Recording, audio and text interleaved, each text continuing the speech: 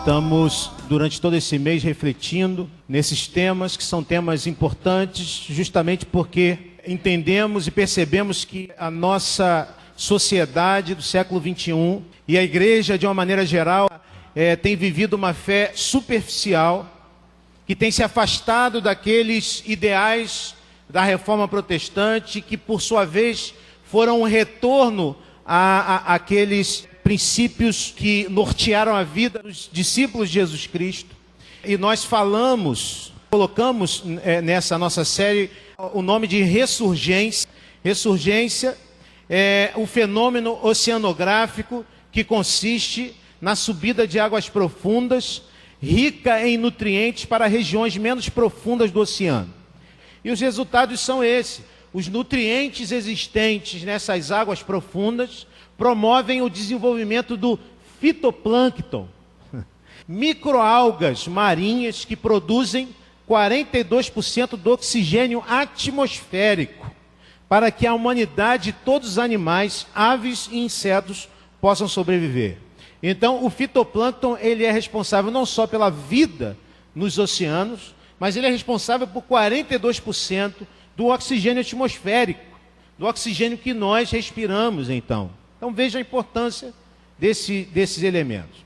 Aí você vai falar, pastor, ou então o visitante vai pensar assim, esse pessoal dessa igreja é meio maluco, né? Porque eu vim aqui para ouvir a palavra e o camarada está falando de oceano. O que isso tem a ver? Quais são os paralelos, então, que a gente quer traçar? Quais são os links que nós queremos fazer com o nosso tema? O que nós conhecemos como fé cristã no Brasil tem se caracterizado pela perigosa superficialidade.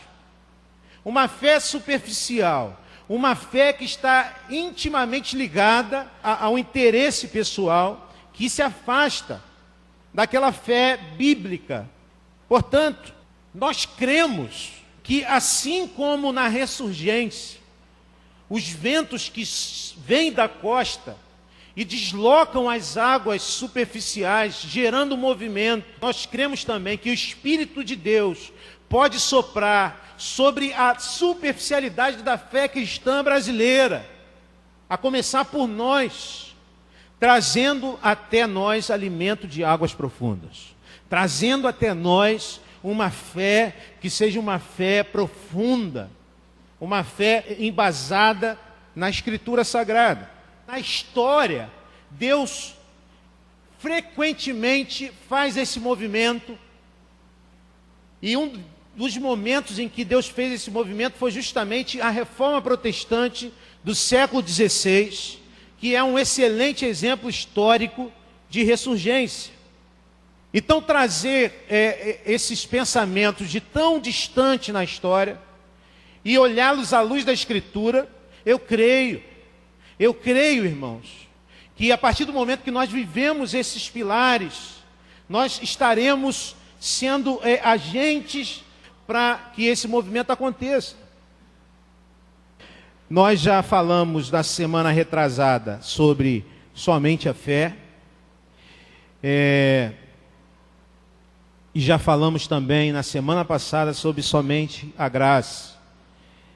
E aí hoje nós queremos então refletir junto com a igreja sobre esse tema, sola Escritura, somente a Escritura, que foi um pilar importantíssimo na vida dos reformadores desde o século XVI, passando depois pelos movimentos de avivamento, como por exemplo de John Wesley, na Inglaterra, como um movimento liderado também por Jonathan Edwards, nos séculos 18 e 19 nos Estados Unidos. Esse pilar foi de grande importância. Agora, o que representava para os reformadores esse pilar? Somente a Escritura. Primeiramente, somente a Escritura é a suprema autoridade em matéria de vida e doutrina. Só ela é o árbitro de todas as controvérsias. Aquilo que Deus inspirou forma um conjunto de princípios e valores norteadores para a nossa vida. O que está fora desse conjunto, diziam os reformadores, não deve fazer parte dos princípios orientadores da nossa vida, e muito menos fonte de estabelecimento de doutrina. A Escritura é superior a todo e qualquer dogma ou tradição da igreja, bem como experiências pessoais e ou sobrenaturais. E aí, nós tocamos aqui tanto nas igrejas mais históricas, que muitas vezes criam também uma tradição, e que, se não tomarmos cuidado, colocamos a tradição acima das Escrituras, e também igrejas mais aí as pentecostais que usam essas experiências, muitas vezes como um formador de doutrina. Logo que Lutero começa a realizar a reforma, uma das primeiras coisas que ele faz é justamente traduzir a Bíblia para a língua falada pelas pessoas, que no caso de Lutero era o alemão. A Bíblia não existia Bíblia em língua vernaculares ou línguas faladas pelo povo. A Bíblia nas línguas originais, grego, hebraico, a Bíblia no latim, a Vulgata, mas não havia a Bíblia na língua do povo. E aí Gutenberg, o inventor da imprensa, é importantíssimo, para que a partir disso o povo tenha nas mãos a Escritura sagrada. E a pergunta que fica, será que nós...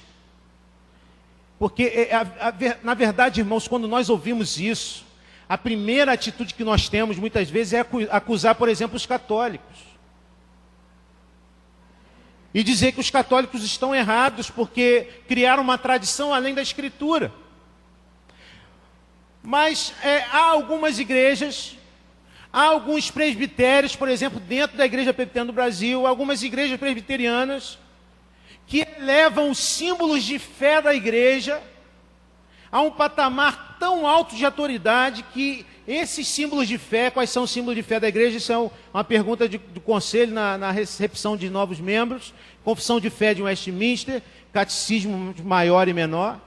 Elevam os símbolos de fé a uma autoridade tão grande que passam a rivalizar com as próprias Escrituras.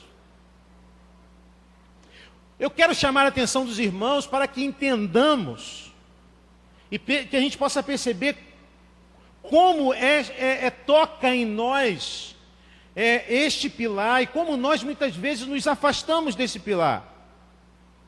Esses textos são uma tradição e são uma boa tradição, mas como tradição deve ter um papel secundário de autoridade. Elas norteiam a nossa interpretação bíblica. Mas como tradição precisam ser uma tradição secundária em autoridade. Nós, muitas vezes, criamos e geramos dogmas que podem passar a nortear a nossa caminhada cristã. Estamos na Idade Média, e aí perguntamos a um religioso daquela época como eu posso ser salvo. E o religioso vai dizer que você precisa ser batizado para ser salvo. Estamos na Idade Média. Tá? Daí a compreensão errônea de certos pais de batizar com pressa as suas crianças, com medo de suas crianças, de por algum problema, morrer o quê? Pagã. Né? Senão vai para o limbo ou para o purgatório. Estamos na Idade Média, tá? E aí o camarada, beleza, foi, se batizou, e agora ele entende que é salvo. E aí depois de alguns anos, a pessoa volta e pergunta de novo a esse religioso: olha, eu fui batizado, mas nesse tempo que eu fui batizado até agora eu pequei muito. Alguns dias eu pequei 2, 3, 4, 5 vezes, mas em alguns dias eu pequei 20 vezes. Pensamento, palavra, obra. Continuo salvo? E a resposta do religioso da Idade Média é essa: não. Não. Você precisa se arrepender. Você precisa confessar os seus pecados ao sacerdote. E aí ele vai te absolver, mas você ainda terá que cumprir as penitências. E a pergunta é: opa, beleza, me arrepender, confessar, ser absolvido e cumprir as penitências, agora sou salvo? Sim, a resposta do religioso: das penas eternas, não das penas temporais. Beleza? Que dificuldade para ser salvo na Idade Média, né? Porque os seus pecados geram penas na história, penas temporais. E aí, e as penas temporais? Como você pode se livrar das penas temporais? As penas temporais, você se livra. Estamos na Idade Média, lembrando, né, se há algum católico entre nós, estamos na Idade Média. Se para você se livrar das penas temporais, você precisa pagar indulgências, pagar pelo perdão do seu pecado. Não é isso? Nós já falamos aqui sobre as indulgências. Você precisa pagar indulgências, certificados que eram dados em troca de pagamentos de perdão dos pecados cometidos. Alguns pagavam por pecados que ainda seriam cometidos no futuro. E caso não pagasse, a pessoa então iria para o purgatório. Se algum amigo, se algum filho pudesse então pagar, depois que a pessoa morresse, para livrá-lo do purgatório, também isso era feito. E aí, irmãos, essa tradição se transforma em dogma.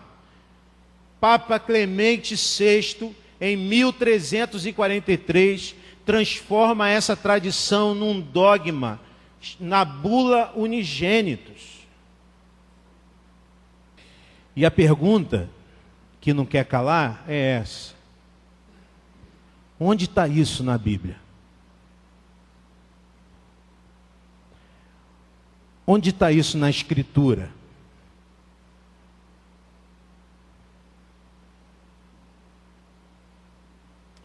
Os reformadores diriam o seguinte: não podemos aceitar isso como doutrina orientadora da vida cristã. Por quê? Por quê, irmãos? Porque somente o nosso tema, não precisa falar uma frase grande, somente a Escritura. Somente a Escritura. Deus diz através de Isaías: sou eu mesmo, aquele que apaga as suas transgressões por amor de mim, e que não se lembra mais dos seus pecados. Como aquela bula pode existir como regra orientadora da fé? Mas quem fará alguma acusação contra os escolhidos de Deus? É Deus quem os justifica. Quem os condenará? Foi Cristo Jesus que morreu e intercede por nós. Mas, se confessarmos os nossos pecados, Ele é fiel e justo para nos perdoar os pecados e nos purificar de toda a injustiça. Por isso os reformadores diziam: somente a Escritura pode me levar a uma relação saudável com Deus. Somente a Escritura pode construir uma espiritualidade consistente.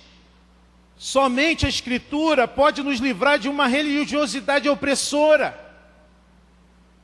Somente a Escritura pode transformar a sociedade e até as nações. Eu tenho um exemplo bíblico então disso. Eu quero convidar você a refletir comigo as consequências da descoberta da palavra na vida de um homem e uma sociedade. E eu quero falar do rei Josias.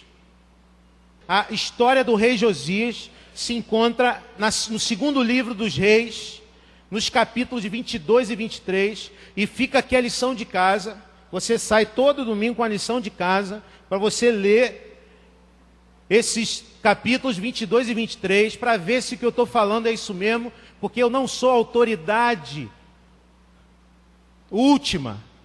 Por quê? Somente a Escritura. Então você tem que ler em casa, tá? 2 capítulos, rapidinho você lê, 22 e 23, a vida do rei Josias. O rei Josias viveu aproximadamente nos anos 640 a 600 a.C. E eu quero, a partir da vida desse rei, refletir sobre a importância da palavra de Deus na vida daqueles que querem realmente seguir, viver uma vida de comunhão com o Senhor. E nós vamos começar falando da herança de Josias. 2 Reis 22, no primeiro versículo, diz o seguinte: Josias tinha 8 anos de idade quando começou a reinar, e reinou 31 anos em Jerusalém.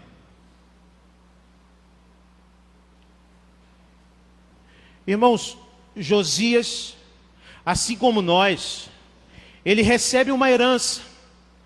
E qual é a herança de Josias? Uma cultura onde ele estava inserido. Josias é fruto de uma cultura, assim como nós somos fruto de uma cultura. Recebemos a herança na escola, recebemos a herança dos nossos amigos, recebemos a herança dos nossos pais e da nossa família. Ele trazia, Josias, assim como nós, uma herança. E a herança de Josias não era boa, porque Josias era neto de Manassés. Neto de Manassés. Manassés foi um dos reis mais terríveis de Judá. Manassés começou a reinar aos 12 anos e reinou 56 anos em Jerusalém. Manassés se especializou em construir altares a todos os deuses pagãos. Veja a herança que Josias recebe. Trouxe toda a religiosidade pagã para o reino de Judá. Não só para o reino, ele colocou dentro do templo altares aos deuses, por exemplo, Deus Baal, o Deus cananeu Baal, a deusa Azerá, também da fertilidade. Os exércitos celestes dos deuses assírios, altares foram construídos dentro do templo. Manassés chegou ao ponto de queimar o seu próprio filho em sacrifício ao deus Moloque. Manassés fez feitiçaria, Manassés consultou espíritos, ele fez tudo o que Deus acusa, repugnante, lá no livro de Deuteronômio, através de Moisés. Deus disse ao povo através de Moisés lá atrás que o povo deveria se afastar de toda essa prática dos povos que habitavam aquela terra. No entanto, Manassés, ele derramou sangue e se tornou um rei assassino. Foi no período do reinado de Manassés que Deus disse que o seu povo se tornou pior do que os outros povos daquela região.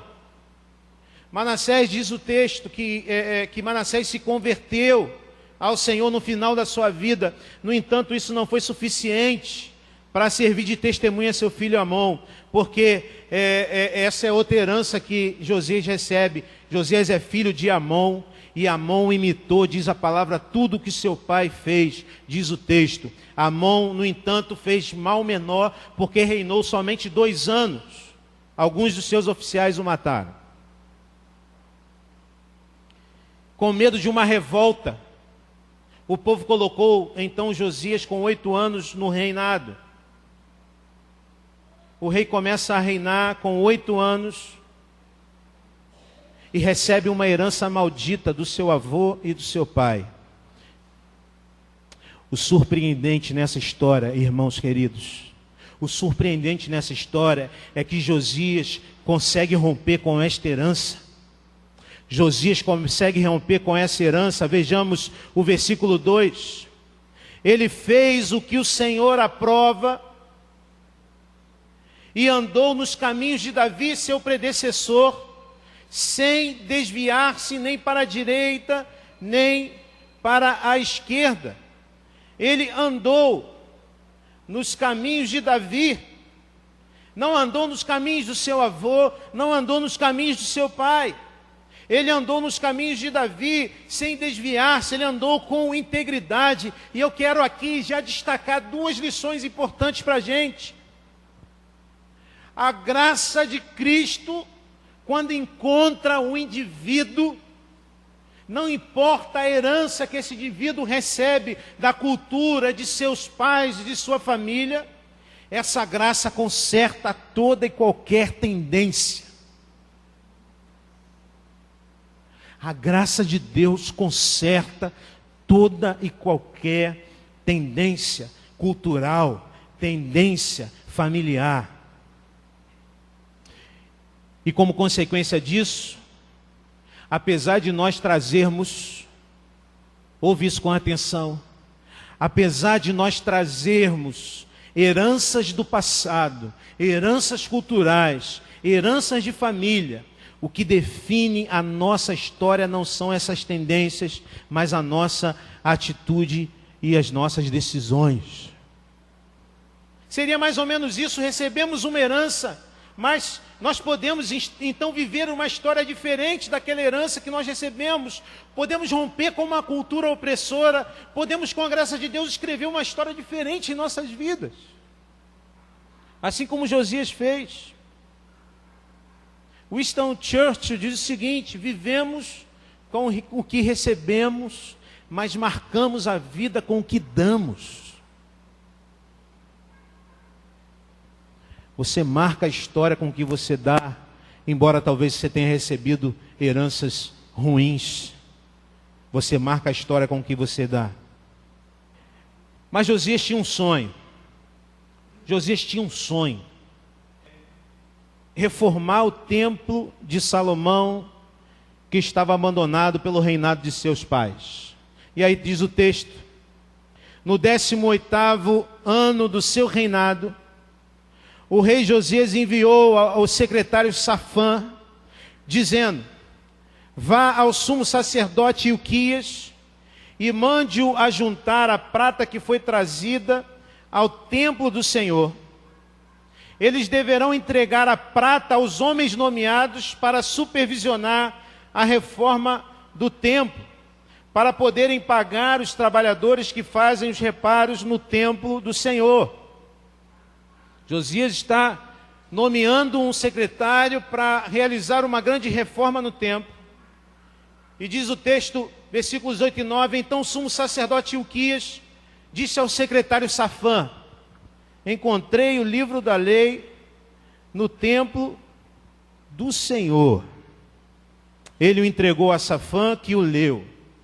O secretário Safã voltou ao rei e lhe informou: teus servos entregaram a prata que havia no templo do Senhor e a confiaram aos trabalhadores e aos supervisores do templo.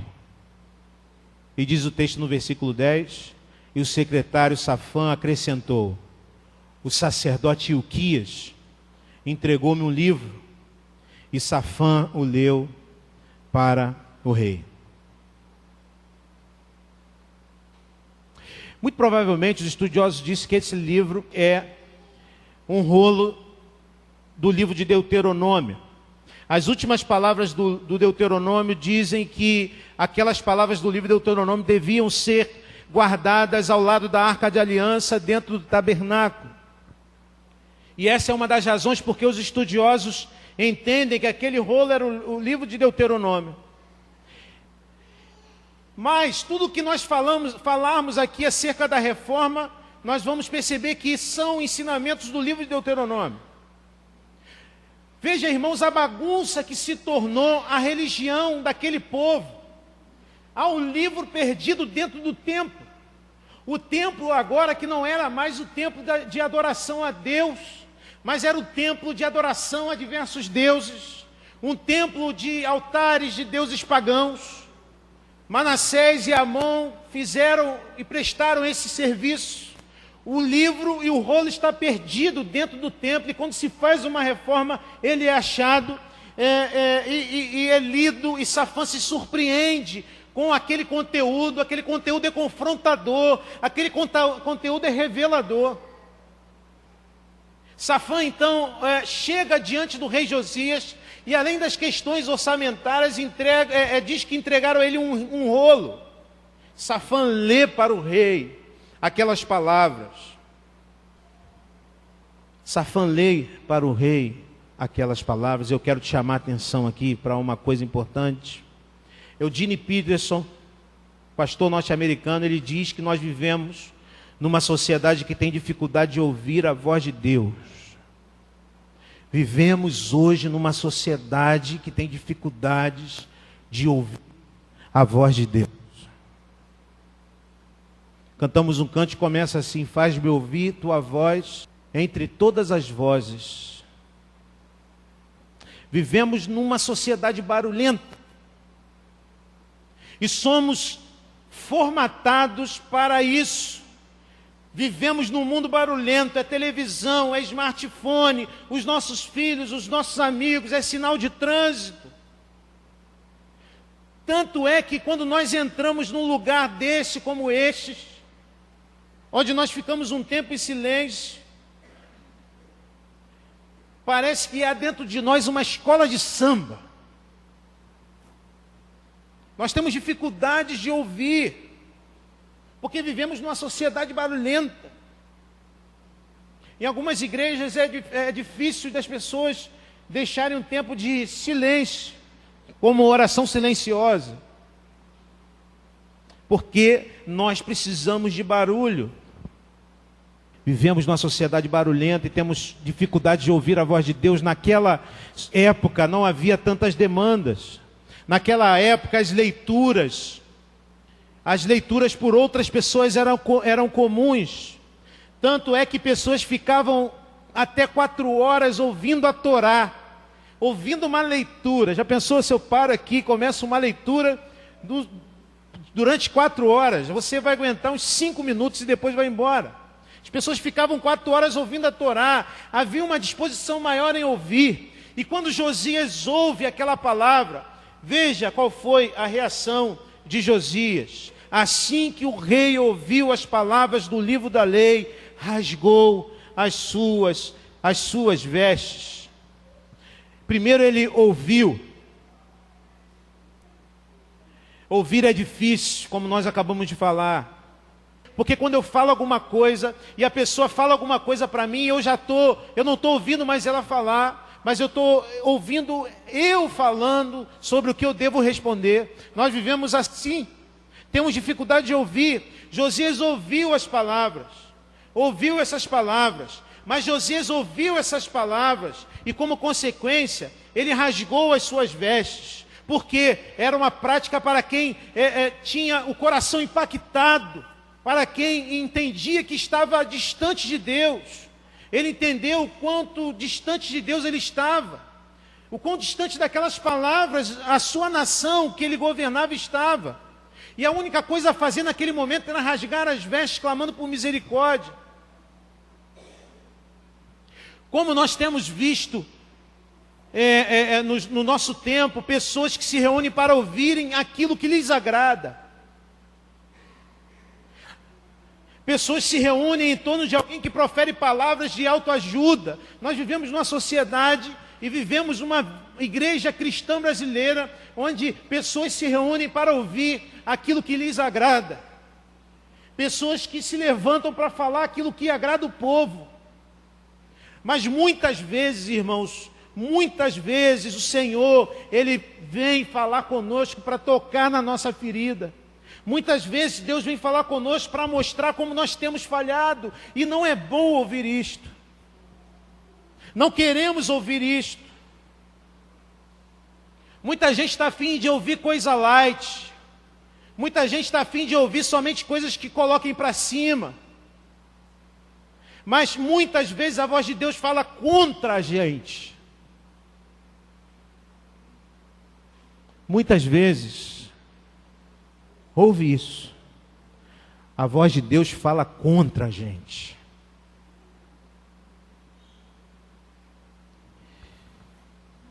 Muitas vezes Deus quer iluminar o nosso coração, a nossa mente, para a gente enxergar os lados escuros da nossa vida. versículos 1 e 3 do capítulo 23. Depois disso, o rei convocou todas as autoridades de Judá e de Jerusalém, os deputados, senadores, para o Supremo Tribunal Federal, todo mundo foi convocado. E em seguida o rei subiu ao templo do Senhor, acompanhado por todos os homens de Judá, todo o povo de Jerusalém, os sacerdotes e os profetas, todo o povo, do mais simples ao mais importante. Todo o povo precisava ouvir o que Josias tinha para dizer. E continua o texto. Depois disso o rei convocou todas as autoridades de Judá e de Jerusalém. E em seguida o rei subiu ao templo do Senhor, e acompanhado por todos os homens de Judá, todo o povo de Jerusalém, os sacerdotes e os profetas, até mesmo os autoridades da igreja, todo o povo, do mais simples ao mais importante. Para todos o rei leu em alta voz todas as palavras do livro da aliança que havia sido encontrado. O rei fez uma aliança, comprometendo-se a seguir o Senhor e a obedecer de todo o coração e de toda a alma aos seus mandamentos. Olha aí o Deuteronômio aparecendo. E aos preceitos e aos seus decretos, confirmando assim as palavras da aliança escritas naquele livro. Então todo o povo se comprometeu com a aliança. Uma coisa é, num culto público como este, numa atmosfera propícia como esta, com uma música bem emocionante, bem tocante como essas que cantamos aqui, o povo arrepiado e chorando, fazer aliança, Josias fazer aliança com o povo, embalado pelo que se passava naquele lugar. Outra coisa é chegar na segunda-feira e cumprir aquilo que tinha sido aliançado no dia anterior.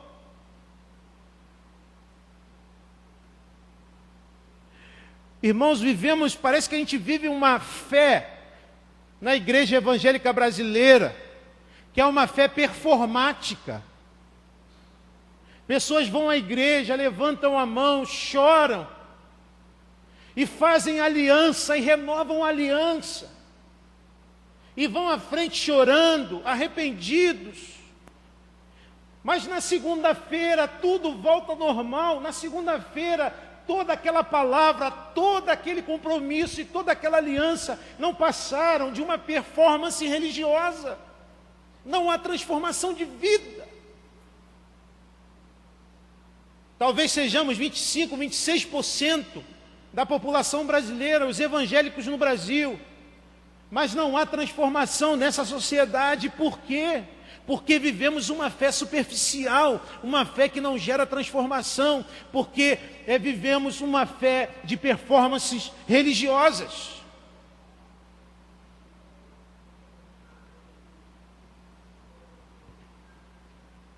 Você entendeu? Josias quebrou o que podia quebrar, Josias queimou o que podia queimar, Josias mandou embora homens e mulheres que praticavam as orgias, pessoas que eram contratadas, foram contratadas por Manassés e por Amon.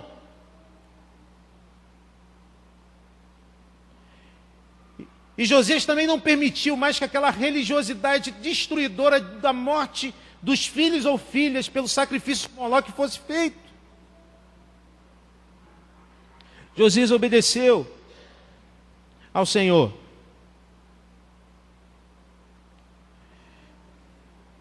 Ele acabou com cavalos que os reis de Judá tinham consagrado ao sol e que ficava na entrada do templo do Senhor. Também queimou as carruagens consagradas ao sol, derrubou os altares que os seus antecessores haviam erguido no templo, no terraço, e os altares que Manassés havia construído nos 2 pátios do templo do Senhor. retirou-os dali, despedaçou-os. O rei também profanou os altares que Salomão, rei de Israel, havia construído para Astarote, a detestável deusa dos sidônios, para Camos, o detestável deus de Moabe, para Moloque, o detestável deus do povo de Amon.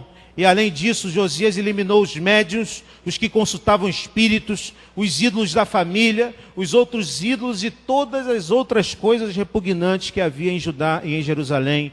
Ele fez isso para cumprir as exigências da lei escrita no livro que o sacerdote Ilquias havia descoberto no templo do Senhor. Diante do que ele ouve e compreende, Josias rompe com a religiosidade popular.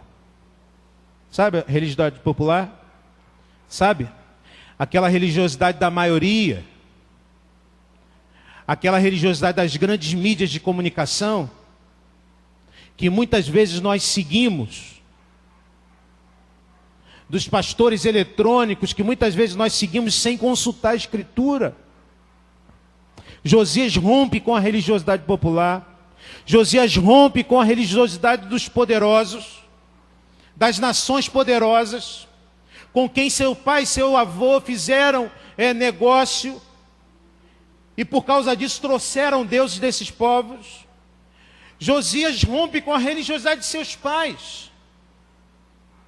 Eu fico imaginando a vovó de Josias, Josias quebrando todos os altares que Manassés ergueu, e a vovó falando: meu filho, não faz isso, teu vovô fez isso com tanta dificuldade, não destrói isso, a memória do vovô. E Josias entende que a religiosidade do seu avô e de seu pai era uma religiosidade que estava longe e distante da religiosidade bíblica. Muita gente perde a oportunidade de viver intimidade profunda com Deus, porque não consegue romper com a religiosidade familiar. Mesmo percebendo que essa religiosidade não é uma religiosidade bíblica. Josias rompe, sabe por quê, irmãos? Porque o que pautava agora a sua vida era somente está fraquinha, somente a Escritura. Você já se sentiu assim? Se comparando com alguém que se dá muito melhor que você, mas que talvez não seja religioso, alguém que não vai à igreja, alguém que não tem temor a Deus, mas que se dá na vida muito melhor que você. Essa crise que às vezes nos leva a fé do brasileiro ser tão superficial. Porque o brasileiro, de uma forma geral, ele pergunta o seguinte: será que a minha fé funcionou? Essa é a palavra-chave da fé do brasileiro. Será que a minha fé funcionou? Então é assim que a gente pensa de uma maneira geral. Estou numa crise conjugal, vou naquela igreja. Funcionou? Se não, eu vou em outra. Eu estou com uma dívida financeira, vou participar daquela corrente de prosperidade. Funcionou? Eu estou com uma enfermidade, vou pedir oração àquela irmãzinha daquela igreja, que me falaram que tem oração de poder. Funcionou? Se não funcionou, eu mudo de fornecedor. Não é assim a sociedade brasileira, de uma maneira geral? E mais, se a igreja não funciona, eu vou para o terreiro. Se o terreiro não funciona, eu vou para o centro espírita. É assim que funciona a religiosidade do brasileiro. Essa é a religiosidade de Manassés. Ele ouviu dizer que os cananeus se davam bem na agricultura, então eu vou adorar Baal também. Eu ouvi dizer que tal povo, quando sai a guerra, ganha a guerra, então eu vou adorar Moloque também, e vou sacrificar meu filho. Essa é a religiosidade que marca o brasileiro. Procuramos o que funciona. Mas a espiritualidade de Josias não está baseado nisto, antes está baseado no que Deus diz. A obediência de Josias não está condicionada ao funcionamento prático das coisas, mas o que Deus diz pela Escritura. A religiosidade do brasileiro é funcional. Não tem Deus no centro. O centro é a sua vontade.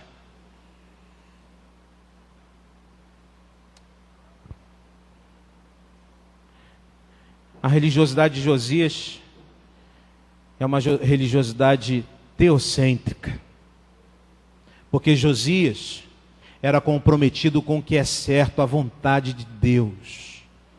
Manassés, embora tenha vivido mais e tenha reinado mais, era comprometido com o que funciona, religiosidade pagã. O paganismo entrou na igreja brasileira, porque muitos de nós nos tornamos religiosos que buscam aquilo que funciona e não o que Deus quer.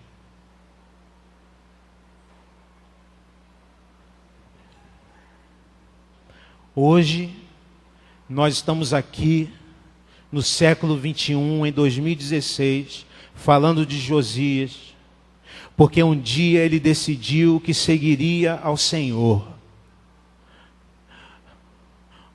Um homem em outra cultura, em outra nação, em outro tempo, está sendo falado hoje aqui, porque não foi mais um que fez mais do mesmo, mas escolheu servir ao Senhor através da palavra do Senhor.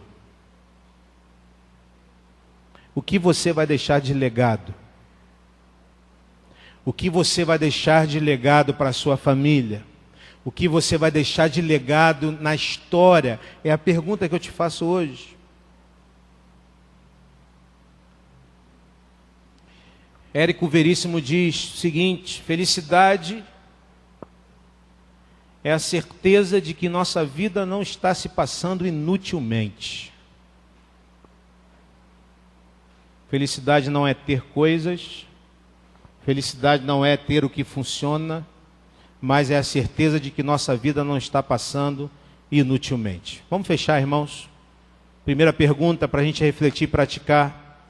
A Escritura tem sido a autoridade maior na construção da nossa espiritualidade pessoal, da tua espiritualidade pessoal. A Escritura é a autoridade maior da tua espiritualidade pessoal, da minha espiritualidade pessoal? Você tem vivido de acordo com a Escritura ou de acordo com tradições?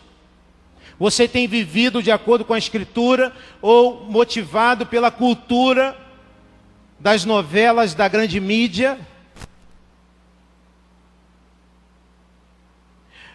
A Escritura tem sido a autoridade maior também na nossa espiritualidade comunitária? Será que a nossa igreja, a nossa comunidade, tem sido a comunidade que tem priorizado o estudo da palavra? Será que nós temos sido zelosos?